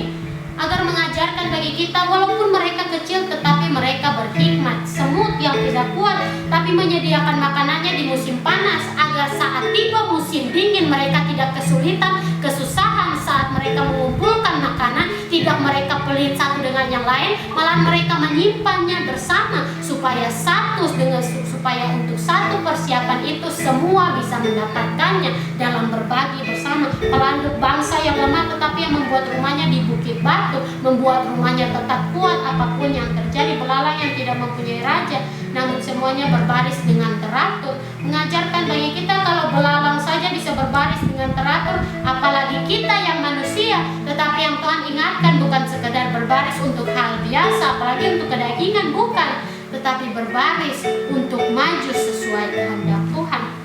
Cicak yang dapat kau tangkap dengan tangan tetapi yang juga ada di istana raja, istana raja. Kenapa di dalam ayat 27 mengajarkan kepada kita berbaris? Karena Tuhan Yesus pun telah menyatakannya, firman pun telah menyatakannya, yang terdahulu akan menjadi yang terbelakang dan yang terbelakang akan menjadi yang terdahulu. Itulah mengapa dinyatakan berbaris. Tidak ada yang lebih tinggi daripada yang lain, tetapi siapa yang tetap setia, dialah yang akan menerima upah untuk menjadi bagiannya yang tetap. Kenapa ayat 28 hewan yang terakhir mengingatkan tentang cicak yang dapat kita tangkap dengan tangan tetapi juga ada di istana-istana raja, yang mengajarkan tentang mereka yang hidup berhikmat walaupun kecil tetapi bisa menikmati kelimpahan dengan cara mereka sendiri. Tetapi itu pun diizinkan Bapa Surgawi untuk menjadi contoh dan pelajaran bagi kita, bahwa seperti yang diingatkan di dalam Lukas pasal 12 tentang hal kekuatan kekhawatiran, tidak usah khawatir. Di dalam hal Lukas pasal 12 ayat 22 sampai pada ayat 34, tetapi di sini terutama Tuhan mengingatkan bagi kita di dalam ayat 29 sampai 31. Jadi janganlah kamu mempersoalkan apa yang akan kamu makan atau apa yang akan kamu minum, dan janganlah cemas hatimu. Semua itu dicari bangsa-bangsa di dunia yang tidak mengenal Allah. Akan tetapi Bapamu tahu bahwa kamu memang memerlukan semuanya itu. Tetapi carilah kerajaannya, maka semuanya itu akan ditambahkan juga kepadamu, supaya bukan kamu berjalan dalam kebingungan seperti orang-orang yang tidak mengenal Allah berjalan demikian, tapi berjalan dalam hikmat. Seperti hewan-hewan yang terkecil itu saja pun bisa hidup dengan hikmat yang Allah berikan bagi mereka untuk menjadi pelajaran bagi kita. Bukan hidup sama seperti hewan-hewan itu, tetapi dari contoh-contoh kecil itu pun terjadi dalam kehidupan kita. Itu yang Tuhan mau mengingatkan untuk kita semua. Itulah mengapa dalam ayat 25 merangkum pun apa yang dalam ayat 22 dan ayat 20 sampai ayat 25 mengatakan Allah melihat bahwa semuanya itu baik, bahwa bukan kita hidup dalam kekhawatiran, kecemasan terus-menerus apa yang harus kita lakukan. Memang kita bergerak sana sini, tapi apa yang harus kita dapatkan untuk memenuhi kebutuhan kita. Tetapi itu yang Tuhan ingatkan, Tuhanlah yang menyiapkannya tepat pada waktunya, asal kita tetap berharap bukan dengan cemas, tapi dengan setia, dengan sukacita, dengan sabar menanti pertolongannya datang tepat pada waktunya. Itu yang Tuhan ingatkan untuk kita semua. Lalu selanjutnya dalam hari ke-6 berfirmanlah Allah, baiklah kita menjadikan manusia menurut gambar dan rupa kita. Dan itu telah mengingatkan bagi kita dari kata kita itu, dari roh Allah, Allah Bapa di surga, dan Yesus Kristus yang dinyatakan jelas dari ayat 14 sampai ayat 17 tadi. Tetapi selanjutnya di situ, baiklah kita menjadikan manusia menurut gambar dan rupa kita, supaya mereka berkuasa atas ikan-ikan di laut dan burung-burung di udara dan atas ternak dan atas seluruh bumi dan atas segala binatang melata yang merayap di bumi. Maka Allah menciptakan manusia itu menurut gambarnya, menurut gambar Allah diciptakannya dia. Ingat, ini bukan Allah yang palsu, Allah yang bermain-main, Allah yang ada di berhala-berhala manusia yang harus bergerak dengan bantuan mereka. Tetapi dari perikop kembali mengingatkan tentang hal ini. Allah menciptakan langit dan bumi serta isinya. Dan di situ di dalam ayat 27 itu Allah menciptakan manusia itu menurut gambarnya, menurut gambar Allah diciptakannya dia, laki-laki dan perempuan diciptakannya mereka. Allah memberkati mereka. Lalu Allah berfirman kepada mereka, beranak cuculah dan bertambah banyak, penuhilah bumi dan taklukkanlah itu, berkuasalah atas ikan-ikan dan laut dan burung-burung di udara dan atas segala binatang yang merayap di bumi. Dan dalam ayat 28, penuhilah bumi dan taklukkanlah itu, mengajarkan bagi kita tentang kedagingan yang ada di dalam dunia. Taklukkanlah itu, dari kata taklukkanlah itu Tuhan mengajarkan bagi kita dalam kisah yang terjadi dalam kitab Kejadian pasal 4, seperti yang tertulis di dalam ayat 7. Tetapi apakah mukamu tidak akan berseri jika engkau berbuat baik? Tetapi jika engkau tidak berbuat baik, dosa sudah mengintip di depan pintu. Ia sangat menggoda engkau, tetapi engkau harus berkuasa atasnya. Jangan sampai ia yang memenangkan kamu. Jangan sampai engkau diperbudak olehnya, tapi biar tetap ada kasih, tetap ada terang yang dari awalnya ada di dalammu. Jangan hilang, jangan tertutupi oleh kedagingan, tapi biar terang itu yang selalu engkau nyatakan terpancar dari kehidupanmu, seperti yang dinyatakan dan diingatkan bagi kita di dalam Amsal pasal 4 di dalam ayat 23. Jagalah hatimu dengan segala kewaspadaan, karena dari situlah terpancar kehidupan, karena itulah yang baik dan benar di mata Bapa surgawi.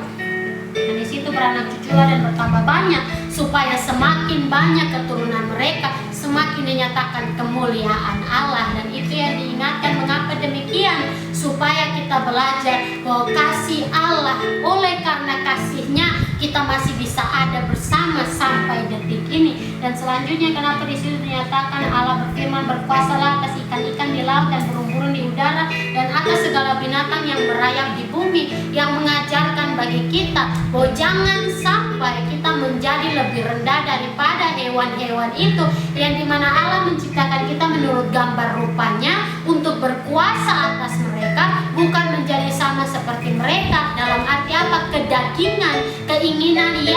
berkenan kepada Bapa Surgawi yang hanya sepenuhnya dikendalikan menurut keinginan sendiri. Itu yang Tuhan kehendaki tidak boleh ada di dalam kita, karena hikmatnya diberikan supaya kita berjalan sesuai kehendaknya, bukan sebentar saja tetapi selalu sampai akhirnya. Itu yang Tuhan ingatkan untuk kita semua.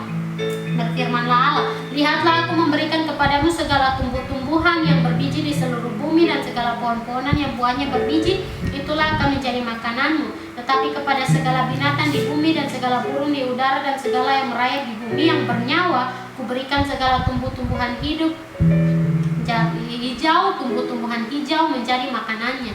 Dan jadilah demikian. Maka Allah melihat segala yang dijadikannya itu sungguh amat baik. Jadilah petang dan jadilah pagi, itulah hari ke-6. Dan jelas dari ayat 31 itu begitu luar biasa kasih Allah terhadap dunia yang diciptakannya. Karena di situ jelas Allah melihat segala yang dijadikannya itu sungguh amat baik, sungguh sangat baik sekali. Dan itulah yang diajarkan bagi kita tentang firman-Nya yang terjadi dalam kehidupan kita, bukan untuk mengajarkan kita tentang kejahatan, bukan untuk membuat kita masuk dalam celaka, tetapi untuk mengajarkan kita bahwa yang direncanakan Bapa Surgawi pasti yang terbaik dan terindah bagi masing-masing kita. Dan di situ pada akhirnya mengatakan ayat 31, jadilah petang dan jadilah pagi, itulah hari ke-6. Dari kata-kata jadilah petang dan jadilah pagi pun itu mempunyai arti yang dari tadi hari-hari apa yang terjadi di situ telah diingatkan bagi kita.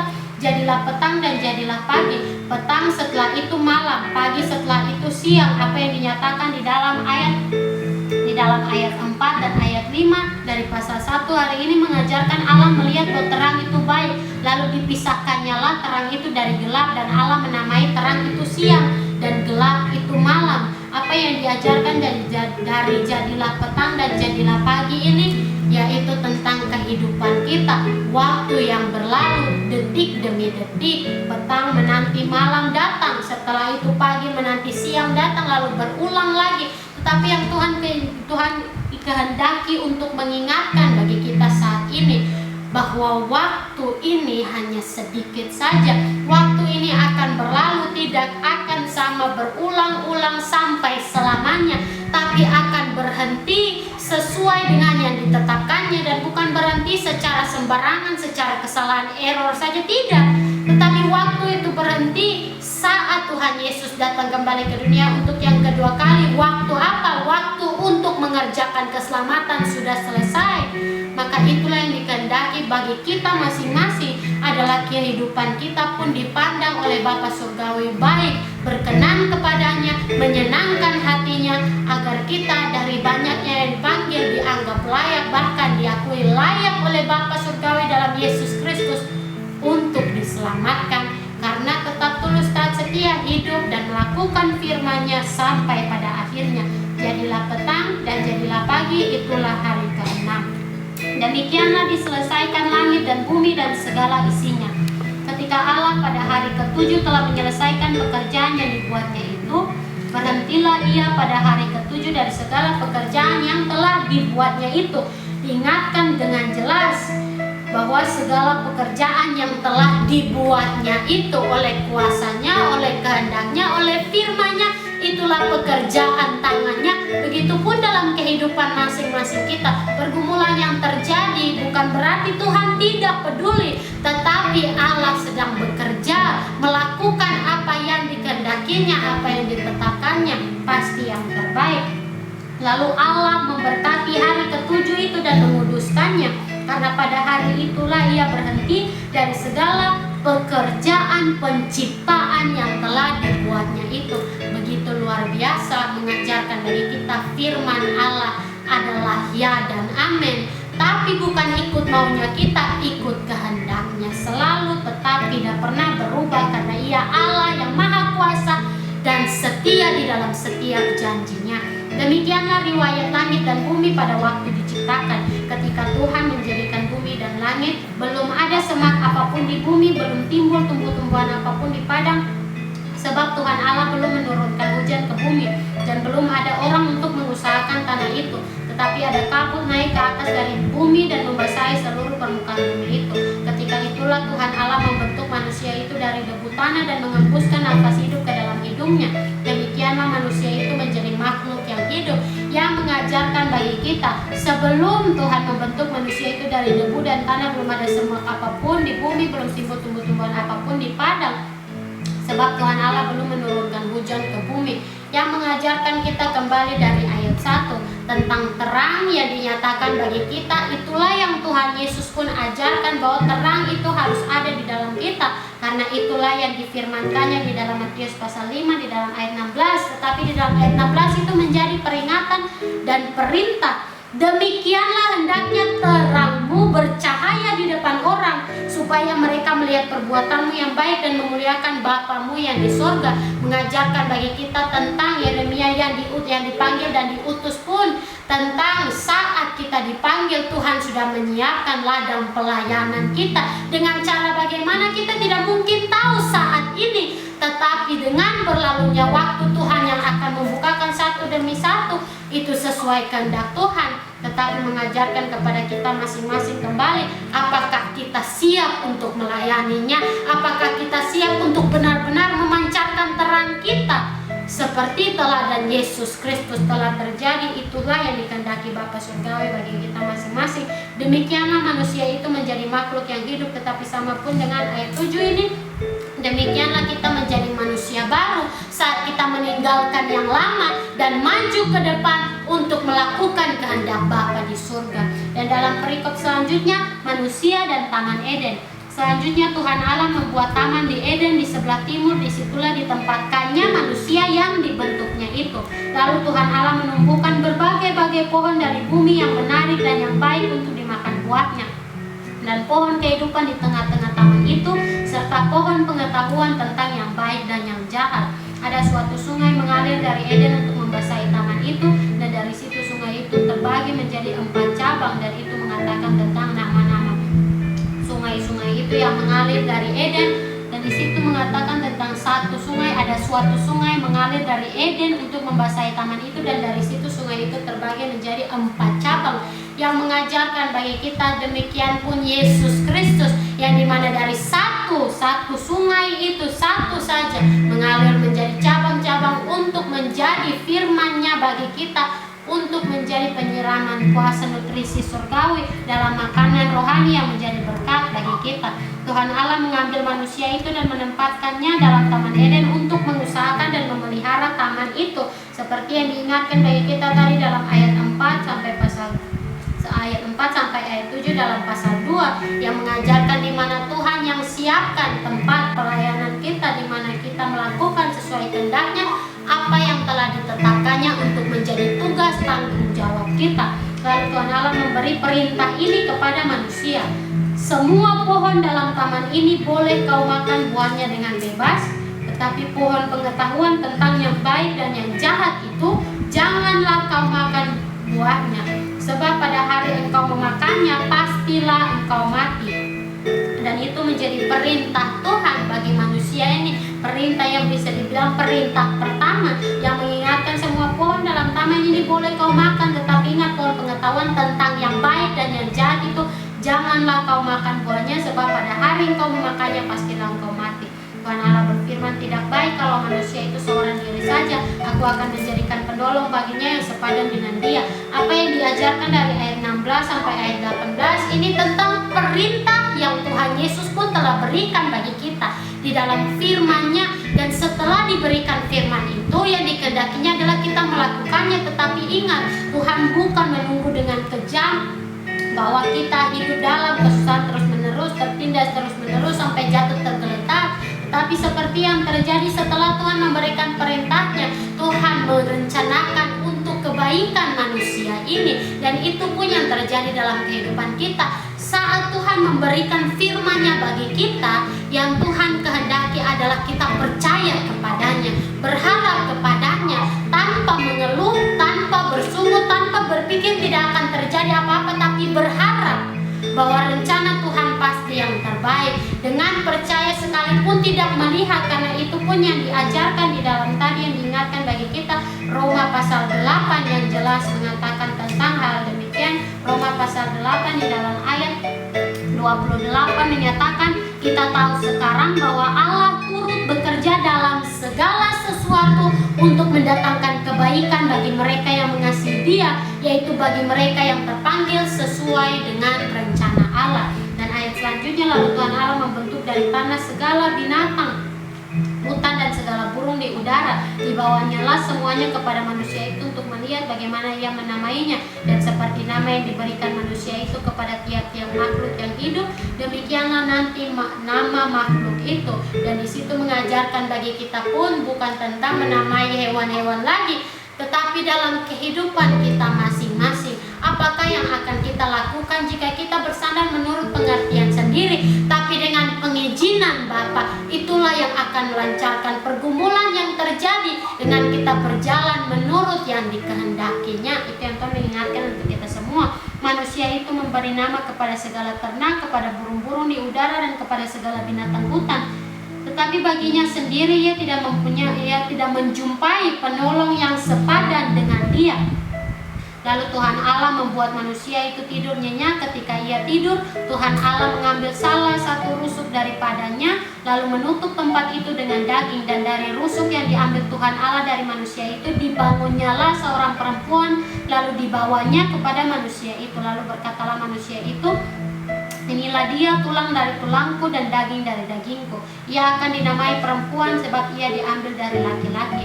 Sebab itu seorang laki-laki akan meninggalkan ayahnya dan ibunya dan bersatu dengan istrinya, sehingga keduanya menjadi satu daging. Karena itulah yang ditetapkan Bapa Surgawi dari awalnya.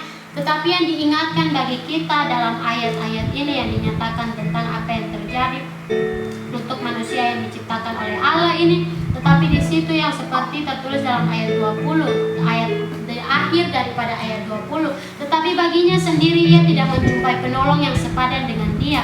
Sedangkan di dalam ayat 18 pun, tidak baik kalau manusia itu seorang diri saja. Aku akan menjadikan penolong baginya yang sepadan dengan dia. Yang sepadan dengan dia bukan sepadan dengan Tuhan. Bukan berarti mereka adalah Tuhan saat mereka berkuasa atas hewan-hewan yang Tuhan ciptakan.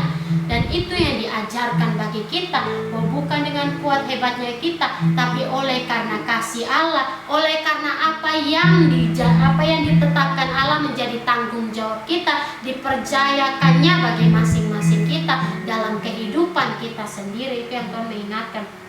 Ayat 25 menyatakan mereka keduanya telanjang, manusia dan istrinya itu, tetapi mereka tidak merasa malu. Oleh karena kemuliaan Allah memenuhi Taman Eden itu, mengajarkan bagi mereka untuk hidup bersama dengan Allah dalam apa yang dipercayakan Allah kepada mereka dengan perintah yang telah dinyatakannya kepada mereka.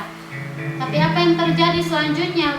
Perikop selanjutnya menyatakan manusia jatuh ke dalam dosa. Ini pun mengajarkan kepada kita berkali-kali tentang kisah-kisah sebelumnya yang juga dikaitkan dari pasal 1 Allah menciptakan langit dan bumi serta isinya. Contoh dari air bah, contoh dari umat Israel yang memberontak, mereka yang berpikir menurut pengertian mereka sendiri. Air bah, banyak manusia berpikir mereka bisa bersenang-senang, mencari kesenangan mereka dengan cara mereka pandang baik dan benar. Dan itulah yang membuat manusia jatuh ke dalam dosa, ikut mau sendiri. Itu yang Tuhan mengingatkan, tidak dikehendakinya. Malahan lebih jelas lagi sudah dinyatakan di dalam 2 Timotius pasal 3, keadaan manusia pada akhir zaman, yang dimana mereka akan mencintai dirinya sendiri. Ketahuilah bahwa pada hari-hari terakhir akan datang masa yang sukar, di mana manusia tidak lagi mementingkan Allah, tidak lagi mementingkan pencipta mereka, malah menganggap diri mereka sendiri adalah Allah, menganggap diri mereka sendiri berkuasa untuk mengatur kehidupan mereka. Itu yang Tuhan mengingatkan untuk kita, teguran supaya jangan keras kepala dan ikut diri sendiri, keinginan sendiri, hanya membuat jatuh ke dalam dosa yang mendatangkan kehancuran dan hukuman. Di dalam ayat 1 pasal 3 menyatakan, adapun ular ialah yang paling cerdik dari segala binatang di darat yang dijadikan oleh Tuhan Allah. Ular itu berkata kepada perempuan itu, tentulah Allah berfirman, semua pohon dalam taman ini jangan kamu makan buahnya, bukan? Dan dari sini pun jelas menyatakan tentang iblis yang menggoda Tapi di situ ingat apa yang Tuhan firmankan tadi, bahwa pohon pengetahuan saja yang tentang yang baik dan jahat tidak boleh dimakan. Jangan kau makan buahnya, sebab pada hari yang kau memakannya pastilah engkau mati. Tapi di situ ular itu memutarbalikkan perkataan itu supaya mendapatkan kepercayaan dari Hawa perempuan itu. Tentulah Allah berfirman, semua pohon dalam taman ini jangan kamu makan buahnya, bukan? Lalu sahut perempuan itu kepada ular itu, buah pohon-pohonan dalam taman ini boleh kami makan, tetapi tentang buah pohon yang ada di tengah-tengah taman Allah berfirman, jangan kamu makan ataupun raba buah itu, nanti kamu mati. Tetapi ular itu berkata kepada perempuan itu, sekali-kali kamu tidak akan mati, tetapi Allah mengetahui bahwa pada waktu kamu memakannya, matamu akan terbuka dan kamu akan menjadi seperti Allah. Dan di sini diingatkan bagi kita kata ini, kamu akan menjadi seperti Allah. Sedangkan tadi dalam ayat 18 mengajarkan bagi kita bahwa Allah menjadikan penolong baginya yang sepadan dengan dia, bukan yang seperti Allah. Mereka diciptakan menurut gambar Allah, tetapi itu bukan berarti mereka pun adalah Allah. Itu yang Tuhan mengingatkan untuk kita semua, tahu tentang yang baik dan yang jahat. Perempuan itu melihat bahwa buah pohon itu baik untuk dimakan dan sedap kelihatannya. Lagi pula pohon itu menarik hati karena memberi pengertian, dan itulah yang diingatkan bagi kita, godaan dalam apa yang dunia tawarkan, dengan apa yang iblis bisikan bagi kita, berjaga-jaga jangan sampai kedagingan yang berkuasa membuat kita pun jatuh ke dalam dosa. Lalu ia mengambil dari buahnya dan dimakannya, dan diberikannya juga kepada suaminya yang bersama-sama dengan dia, dan suaminya pun memakannya. Maka terbukalah mata mereka berdua dan mereka tahu bahwa mereka telanjang. Lalu mereka menyembat daun-daun pohon ara dan membuat cawat. Padahal tadinya dari ayat 25 pasal 2, mereka keduanya telanjang, manusia dan istrinya itu, tetapi mereka tidak merasa malu. Tetapi itulah saat kita menyimpang dari jalan Allah, mendua hati menimbulkan keraguan menimbulkan kita untuk melakukan apa yang tidak berkenan kepada Tuhan, yang membuat kita jatuh ke dalam dosa. Ketika mereka mendengar bunyi langkah Tuhan Allah yang berjalan-jalan dalam taman itu pada waktu hari sejuk, yang seharusnya keadaan kondisi situasinya indah sejuk, bersembunyilah manusia dan istrinya itu terhadap Tuhan Allah di antara pohon-pohonan dalam taman. Tetapi Tuhan Allah memanggil manusia itu dan berfirman kepadanya, di manakah engkau? Ia menjawab, ketika aku mendengar bahwa engkau ada dalam taman ini, aku menjadi takut karena aku telanjang, sebab itu aku bersembunyi. Firman-Nya, siapakah yang memberitahukan kepadamu bahwa engkau telanjang? Apakah engkau makan dari buah pohon yang kularang engkau makan itu? Padahal sudah diperintahkan bagi mereka. Manusia itu menjawab, perempuan yang kau tempatkan di sisiku, dialah yang memberi dari buah pohon itu kepadaku, maka aku makan. Maka dari ayat ini juga ada kisah yang terjadi mirip dengan Adam dan Hawa. Ini pun mengajarkan bagi kita berbeda dengan apa yang diajarkan dari pasal 1 tadi, tentang apa yang Tuhan kehendaki, yang contoh yang Tuhan berikan pun dalam Kisah Para Rasul tentang cara hidup jemaat pertama. Tetapi mereka ini yang jatuh dalam godaan iblis, yang jatuh dalam pencobaan, membuat mereka jatuh di dalam dosa dan membuat mereka takut menghadapi Tuhan karena mereka tahu mereka berbuat salah. Itu yang Tuhan mengingatkan untuk kita semua. Hal yang sama pun terjadi seperti yang tertulis di dalam Kisah Para Rasul, yang terjadi di dalam pasal 5, Ananias dan Safira. Mereka pun adalah suami dan istri, tetapi mereka mendustai Roh Kudus. Di dalam ayat 3, tetapi Petrus berkata, Ananias, mengapa hatimu dikuasai iblis sehingga engkau mendustai Roh Kudus dan menahan sebagian dari hasil penjualan tanah itu? Bahkan dari ayat 4, akhir dari ayat 4 mengatakan, mengapa engkau merencanakan perbuatan itu dalam hatimu? Engkau bukan mendustai manusia, tetapi mendustai Allah. Tetapi mendengar perkataan itu, rebahlah Ananias dan putuslah nyawanya. Maka sangatlah ketakutan semua orang mendengar hal itu, yang mengajarkan bagi kita tentang mendustai Allah. Dari perbuatan kita yang kita pikir adalah baik dan benar, hanya mendatangkan penghukuman yang lebih berat lagi. Karena itu pun yang telah Tuhan ingatkan di dalam firman-Nya, yang seperti tertulis di dalam firman-Nya, bahwa tentang seperti yang tertulis di dalam Lukas pasal 12 di dalam ayat 47 sampai ayat 48 di bawah perikop kewaspadaan. Adapun hamba yang tahu akan kehendak tuannya, tetapi yang tidak mengadakan persiapan atau tidak melakukan apa yang dikehendaki tuannya, tentang apa yang berkenan dan apa yang tidak berkenan kepada Bapa di surga. Jika kita tahu kebenaran, kita tahu perintah Tuhan yang menjadi ketetapan bagi kita, tapi kita melanggarnya, seperti ayat 47 dan pasal 12 ini, akan menerima banyak pukulan, akan menerima penghukuman pasti, karena Allah kita maha adil. Tetapi jika kita tidak mengetahuinya dan melakukan sesuatu yang mendatangkan pukulan, maka hanya akan mendapat sedikit pukulan saja, karena kita tidak mengetahui tentang firman itu. Tetapi daripada itu Tuhan mengingatkan dengan jelas bagi kita, seperti yang tertulis di dalam Yakobus pasal 4 ayat 17. Jadi jika seorang tahu bagaimana ia harus berbuat baik, tetapi ia tidak melakukannya, ia berdosa dan pasti masuk dalam penghukuman, terutama murka Allah. Kemudian berfirmanlah Tuhan Allah kepada perempuan itu, apakah yang telah kau perbuat ini? Jawab perempuan itu, ular itu yang memperdayakan aku, maka aku makan. Lalu berfirmanlah Tuhan Allah kepada ular itu, karena engkau berbuat demikian, terkutuklah engkau di antara segala ternak dan di antara segala binatang hutan. Dengan perutmu lah engkau akan menjalar, dan debu tanahlah akan kau makan seumur hidupmu. Aku akan mengadakan permusuhan antara engkau dan perempuan ini, antara keturunanmu dan keturunannya. Keturunannya akan meremukkan kepalamu dan engkau akan meremukkan tumitnya. Yang mengatakan tentang Tuhan Yesus Kristus, yang dimana Tuhan Yesus yang meremukkan kepala iblis ini, yang mendatangkan maut, yang mendatangkan kematian. Karena pada awalnya seharusnya apa yang terjadi adalah, karena seperti yang tertulis di dalam ayat 22 pun yang menyatakan tentang firman Allah, yang dimana seharusnya manusia itu akan mendapatkan kesempatan untuk memakan dari buah kehidupan yang membuat mereka hidup sampai selamanya. Tetapi mereka lebih memilih untuk memakan apa yang dilarang oleh Tuhan. Dan itulah yang mengajarkan bagi kita bahwa Yesus Kristus, Tuhan dan Juru Selamat kita, yang tetap setia sampai mati, bahkan mati di kayu salib, tapi bukan mati dalam kekalahan, tetapi mati dalam kemenangan, malahan menang terhadap maut sekalipun. Itu yang Tuhan Yesus mengajarkan bagi kita.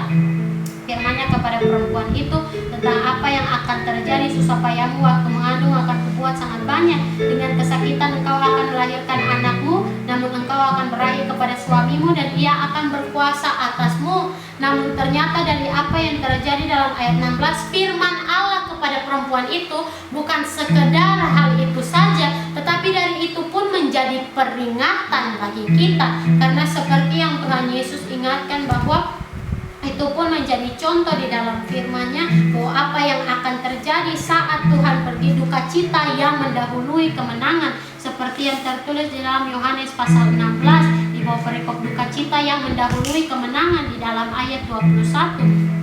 Di situ mengatakan seorang perempuan berduka cita pada saat ia melahirkan, tetapi sesudah ia melahirkan anaknya, ia tidak ingat lagi akan penderitaannya karena kegembiraan bahwa seorang manusia telah dia lahirkan ke dunia. Begitupun dalam Yesus Kristus yang membawa keselamatan bagi kita, tetapi bukan sekedar satu kali jadi, bukan sekedar seperti pelayan memberikan sesuatu kepada tuannya, tidak, tetapi menyediakannya menjadi upah bagi yang berlomba dengan adil dan benar, setia sampai akhir, mencapai akhir dengan tulus taat setia hidup di dalam firman-Nya. Itulah yang diingatkan bagi kita.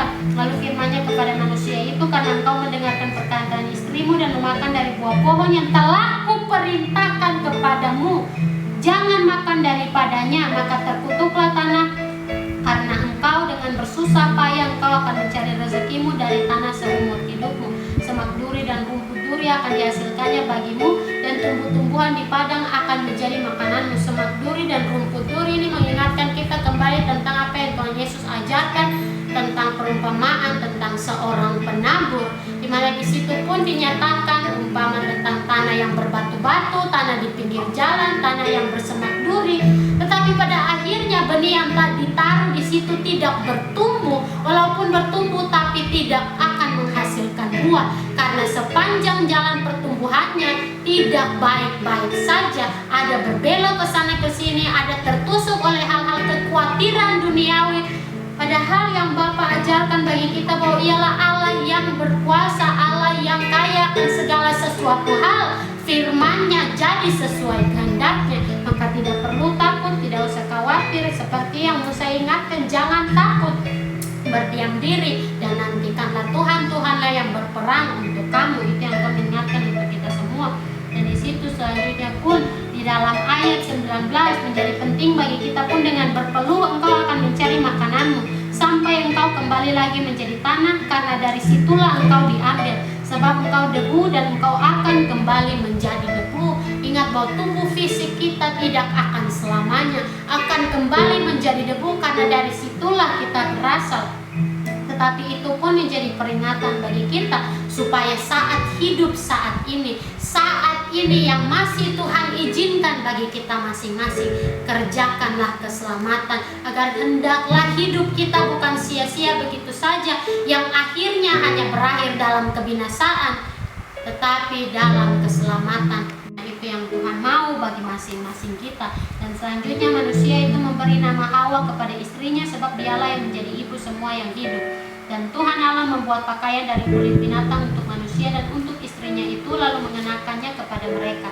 Berfirmanlah Tuhan Allah, sesungguhnya manusia itu telah menjadi seperti salah satu dari kita, tahu tentang baik dan yang jahat. Maka sekarang jangan sampai ia mengulurkan tangannya dan mengambil pula dari buah pohon kehidupan itu dan memakannya, sehingga ia hidup untuk selama-lamanya. Kalau manusia sudah tahu tentang baik dan yang jahat, kenapa mereka tidak boleh untuk mengulurkan tangannya dan mengambil pula dari buah pohon kehidupan itu dan memakannya, sehingga ia hidup untuk selama-lamanya? Karena mengajarkan bagi kita saat tahu tentang baik dan yang jahat, bisa saja kita berbuat yang jahat daripada memilih yang baik, karena melihat yang jahat lebih enak, yang jahat lebih nyaman, yang jahat mendatangkan kesenangan, mendatangkan hiburan yang lebih banyak daripada melakukan yang baik. Dan itu yang Tuhan ingatkan, kita pun sekarang tahu apa yang jahat dan yang baik, maka berjaga-jaga, berhati-hati, jangan sampai iblis datang untuk mempengaruhi, memutarbalikkan apa yang baik dan apa yang jahat, membuat kita menyimpang dari jalan Tuhan, dan pada akhirnya masuk pun dalam penghukuman yang Bapa tetapkan bagi yang hidup dalam kegelapan, dalam pemberontakan dosa. Lalu Tuhan Allah mengusir dia dari Taman Eden supaya ia mengusahakan tanah dari mana ia diambil. Ia menghalau manusia itu, dan di sebelah timur Taman Eden ditempatkan nyala beberapa keruk dengan pedang yang bernyala-nyala dan menyambar-nyambar untuk menjaga jalan ke pohon kehidupan. Maka dari firman hari ini, dari Kejadian pasal 1 sampai Kejadian pasal 3. Kejadian pasal 1 menyatakan tentang di bawah perikop Allah menciptakan langit dan bumi serta isinya. Memang benar, tetapi ternyata dari apa yang kita renungkan bersama dalam tuntunan Roh Kudus, bukan hanya menyatakan tentang awal, tapi juga tentang akhir. Dalam banyak hal yang telah diingatkan bagi kita, kiranya tidak dilupakan, karena ingat bahwa saat Allah berfirman tentang apa yang ditetapkannya akan terjadi, tidak akan dibatalkannya. Dan itulah yang diingatkan bagi kita. Sama pun seperti puji-pujian Hana yang seperti tertulis dalam 1 Samuel pasal 2 dari ayat 6 sampai pada ayat 9, mengingatkan bagi kita, Tuhan mematikan dan menghidupkan, Ia menurunkan ke dalam dunia orang mati dan mengangkat dari sana. Tuhan membuat miskin dan membuat kaya, Ia merendahkan dan meninggikan juga. Ia menegakkan orang yang hina dari dalam debu dan mengangkat orang-orang miskin dari lumpur untuk mendudukkan dia bersama-sama dengan para bangsawan, dan membuat dia memiliki kursi kehormatan. Sebab Tuhan mempunyai alas bumi dan di atasnya Ia menaruh daratan. Langkah kaki orang-orang yang dikasihinya dilindunginya. Tetapi orang-orang fasik akan mati binasa dalam kegelapan, sebab bukan oleh karena kekuatannya sendiri seseorang berkuasa. Itu pun jelas menjadi salah satu rangkuman dalam Kejadian pasal 1. Kejadian pasal 2 di bawah perikop manusia dan Taman Eden mengajarkan bagi kita rencana Bapa indah bagi manusia, tetapi ada hukum dan ketetapannya, ada peraturan yang ditetapkannya untuk menjadi batas bagi kita, supaya kita tahu apa yang dikehendaki Bapa dan apa yang tidak berkenan kepadanya. Tapi pasal 3 mengajarkan yang terjadi saat ini, banyak manusia yang jatuh ke dalam dosa. Jangan sampai kita menjadi salah satu di dalamnya yang mengabaikan kasih Allah yang begitu luar biasa di dalam Tuhan Yesus Kristus yang menjanjikan upah hidup kekal asal kita tetap setia sampai akhirnya.